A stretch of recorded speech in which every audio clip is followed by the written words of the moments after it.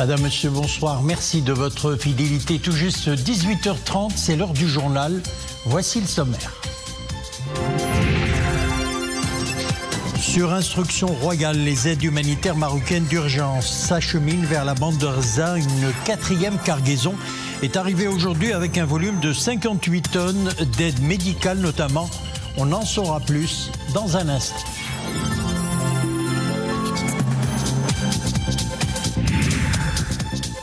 Retour sur le discours du trône, discours dans lequel le souverain appelle à placer le Maroc dans une nouvelle dynamique de développement économique et social en dénonçant les disparités persistantes. Sa Majesté le Roi a appelé un sursaut national sur la mise à niveau territorial généralisée.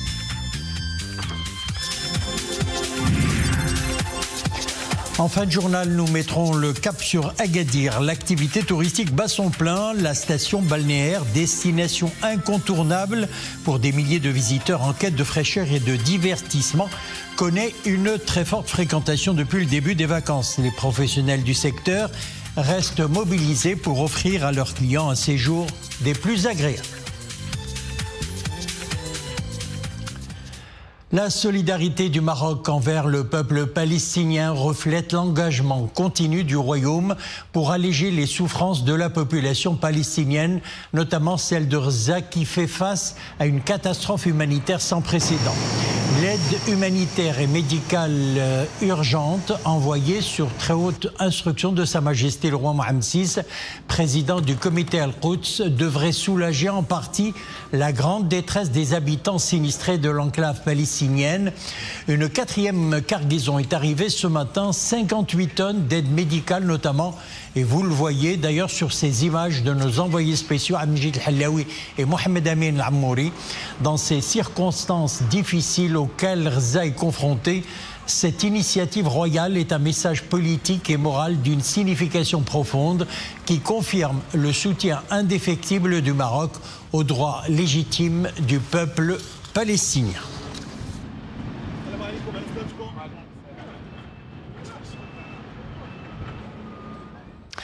Retour à présent sur l'un des axes majeurs du discours du trône, discours dans lequel Sa Majesté le Roi Mohammed VI a dressé les grandes lignes du Maroc de demain. Le souverain a rappelé avec fermeté qu'un Maroc à 2 vitesses n'a pas sa place dans sa vision de développement.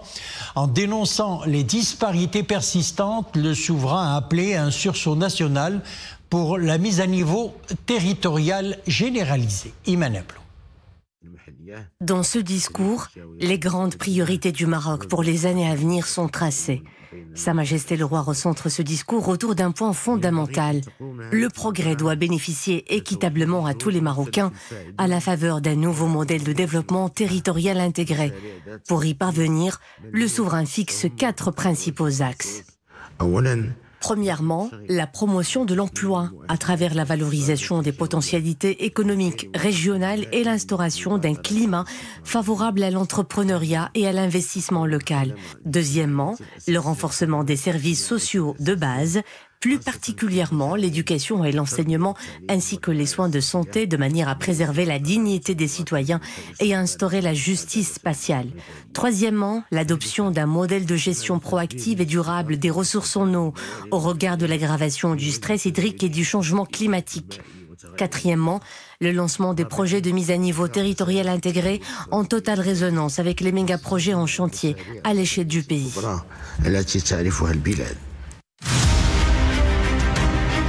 Le discours du trône oriente donc le gouvernement vers une nouvelle génération de programmes de développement territoriaux, avec comme maître mot la cohérence avec les grands projets nationaux en cours afin de renforcer la mise à niveau globale.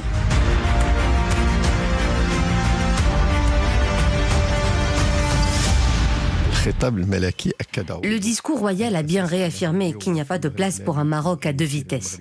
Une vitesse ralentie dans le monde rural avec les difficultés de développement que l'on connaît et une vitesse accélérée dans les pôles urbains dont les services et les infrastructures se développent à un rythme soutenu.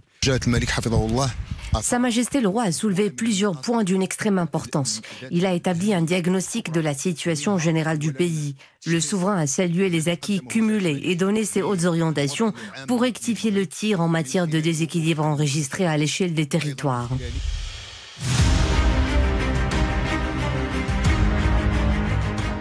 Le moment est donc venu d'aligner les ambitions du pays sur les attentes de sa population, en appelant à dépasser les canevas classiques du développement. Sa Majesté le Roi engage le pays sur la voie d'une refonte en profondeur des politiques territoriales. Le message est clair, jeter les jalons d'une justice spatiale pleinement assumée, où chaque région doit pouvoir contribuer et bénéficier équitablement de la dynamique nationale. Le 26e anniversaire de l'accession de Sa Majesté le roi Mohammed VI sur le trône de ses glorieux ancêtres, un heureux événement célébré par les différentes représentations diplomatiques du royaume à travers le monde. En Espagne, le consulat du Maroc à Tarragone a organisé une grande réception qui a réuni de nombreuses personnalités représentant du corps diplomatique et autres acteurs économiques, culturels et académiques, ainsi que des membres de la diaspora marocaine. Zakaria Morinbil. Le Maroc en fête à Tarragone, élus locaux espagnols, représentants des autorités locales et acteurs de la société civile prennent part à cette grande réception donnée par le consulat général du royaume en célébration de la fête du trône. Les invités ont suivi avec intérêt des exposés donnés sur le développement actuel du royaume et les projets en cours. Cette célébration festive est également l'occasion de renforcer les liens fraternels entre les deux pays. La célébration commune de la fête du trône par les Marocains et les Espagnols rappelle que la coexistence et la compréhension mutuelle sont la base d'une coopération fructueuse. En ouvrant ses portes à tous, le consulat du Maroc à Tarragone entend jeter des ponts culturels reliant les deux rives de la Méditerranée, célébrant non seulement l'histoire d'un peuple, mais aussi un avenir commun d'amitié et de prospérité. C'est la deuxième année que je participe à ces festivités. C'est un honneur d'être ici. Avant tout, comme l'a dit la consul, pour témoigner des relations qui nous unissent en tant que peuple frère, voisins et liés par des liens d'amitié. Le Maroc est un pays important pour nous à bien des égards. Des actes comme celui-ci démontrent notre respect pour le royaume du Maroc et expriment cette amitié et cette affection. Ces festivités ont été ponctuées de spectacles de musique traditionnelle et de dégustations qui ont ravi les convives. La célébration de la fête du trône dans les ambassades et consulats marocains de l'étranger contribue à commémorer une date qui transcende les frontières. Pour nos compatriotes résidant à l'étranger, cette rencontre est aussi une opportunité pour resserrer les liens avec le royaume. En tant que Marocaine résidente en Espagne, je suis honorée de prendre part à cette réception. Cette fête est l'occasion de se retrouver avec d'autres Marocains d'Espagne issus des différentes villes marocaines, dans une ambiance chaleureuse et conviviale. Des points d'attache indéfectibles, tout comme les liens séculaires unissant le trône et le peuple. La fête du trône, une glorieuse fête, mais aussi une occasion de s'arrêter sur la grande dynamique de développement lancée par le souverain depuis son intronisation. Une dynamique tous azimuts qui rayonne à l'international. Écoutez ces témoignages de personnalités politiques belges, unanimes à saluer des chantiers d'envergure qui ont fait du Maroc un acteur clé sur la scène régionale et internationale. Des propos recueillis à Bruxelles par Hassan El-Bourouti. Quand j'ai visité le Maroc par rapport au développement économique, j'ai découvert à travers l'INDH, l'Initiative nationale de développement humain, que beaucoup de Marocains ici ne connaissent même pas, j'ai découvert tous ces plans de développement, tous ces logements sociaux qui sont construits de Tanger à Al-Jalila, tous ces plans de développement. À Tanger, par exemple, quand j'y étais, il y avait un plan qu'on disait pas des bidonvilles en ville. J'ai vu des quartiers entiers de Tanger rasés, remplacés par des logements sociaux ou des logements tout simplement acquisitifs à des prix démocratiques qui étaient là. C'est du concret. J'ai vu, j'ai touché, j'ai assisté, j'ai compté. Je suis rentré dans les maisons, n'est-ce pas? Il y a peu de pays d'Afrique, y compris du Maghreb, dans lesquels vous rentrez et vous trouvez des programmes publics de l'État qui sont menés avec une telle efficacité et un tel résultat. Écoutez, le développement que connaît le Maroc depuis l'accession au trône de Sa Majesté le roi Mohammed VI est remarquable à tout point de vue.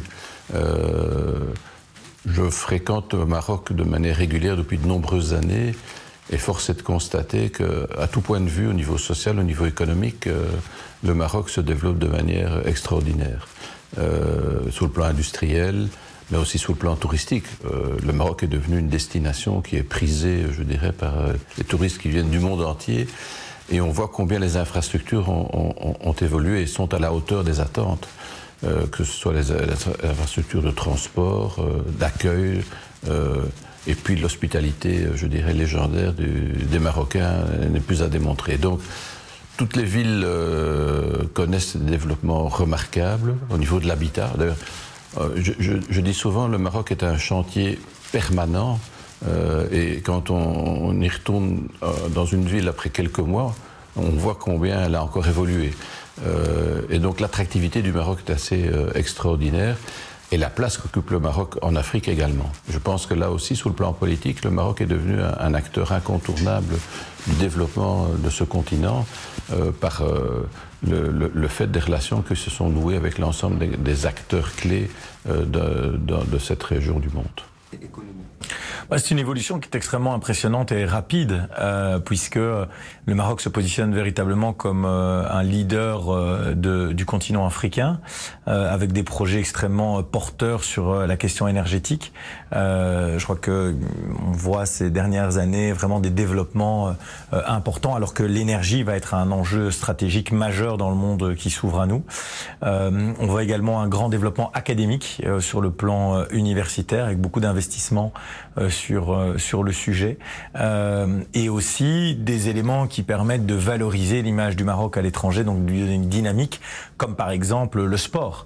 Je crois que l'organisation de la CAN, de la Coupe du Monde, sont des enjeux majeurs pour positionner le Maroc sur la carte, ce qui a des implications sur le marché immobilier par exemple, sur les investissements, et de toute façon l'amélioration de l'image a toujours un impact aussi sur les questions de positionnement que vous avez sur la carte.